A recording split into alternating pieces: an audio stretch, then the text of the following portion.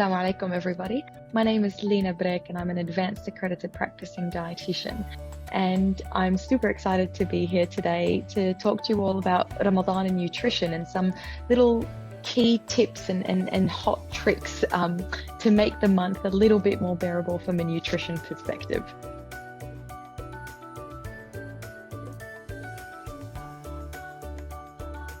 Looking at the evidence of the studies that are out there that have been done in the US and the UK mainly around what happens to the body during Ramadan, some really big positives that have been proven are it improves the body's cell uptake of glucose. So that means it improves lowering our blood glucose levels, improves the body's ability to get rid of bad cholesterol, so lowering your cholesterol levels. We know that Ramadan fasting can also help improve blood pressure.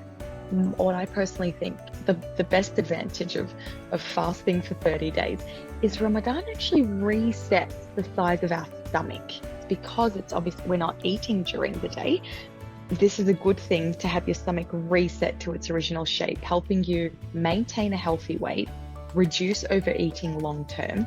But of course, there are certain consequences of fasting for 30 days, particularly for people with particular illnesses. So for example, for those that have peptic ulcer disease, for those with anemia, low iron levels, those who have diabetes, please go and see your healthcare team at least a month before Ramadan.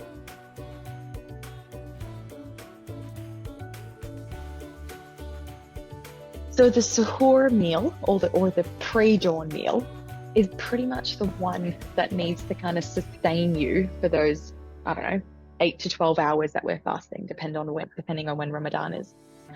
And the best types of foods to include in the suhoor meal, things like complex carbohydrates that have got sugars in them that last a long time. So that's your things like your oatmeal, starchy vegetables like potatoes and sweet potatoes for the suhoor meal, brilliant complex carbohydrates. High protein foods are important at that meal time as well. So lentils, chickpeas, kidney beans, meat, chicken, beef, if you're into eating that sort of stuff at 4:30 in the morning. But protein is super important. Why? Because protein helps our stomach feel fuller for longer. Hydration.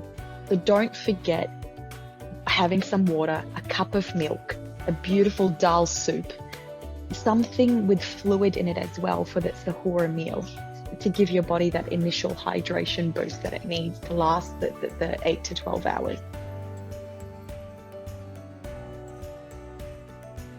In terms of breaking the fast, honestly, the prophetic tradition is actually the best, which is breaking your fast with a serving of quick sugar and fluid.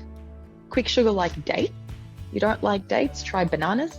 So something that's a quick sugar that will shoot into the bloodstream quickly, giving you that initial burst. And hydration. So that big glass of water or a bowl of soup. So those are often the two key things to break your fast with. So take your dates, have your cup of water, your bowl of soup, and stop. You can go pray Maghrib, 15 minutes later, come back and sit down for your meal. The food's not going to run away. That little pause between the snack and the full Iftar meal will just help your body sort of reset itself. It'll help you control the hunger and pace yourself.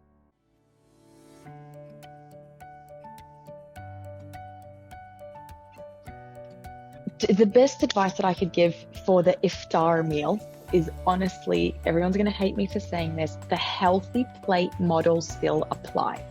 What does that mean? The healthy plate model is a quarter of your plate should be carbohydrate, a quarter protein, and then half of it to be salad and vegetables. Some people often say, I get constipated during Ramadan.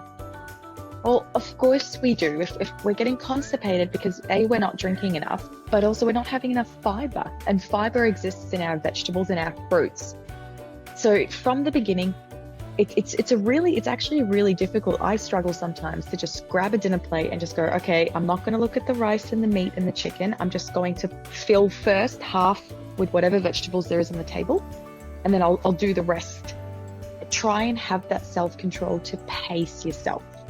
the one key thing I'd want people to take away is probably the Rasul Sallallahu Alaihi Wasallam's hadith, which is probably the best nutrition advice that I think exists in the universe. I may be a little bit biased, but when he said that 1/3 of our tummy food, 1/3 of it drink, and 1/3 of it air. Apply that and you'll see, not only during Ramadan, even outside of Ramadan, that on its own will help you maintain your weight, your blood sugar, your blood pressure, your cholesterol, avoid overeating. That's honestly probably my biggest take-home message, and I think the best advice someone can follow.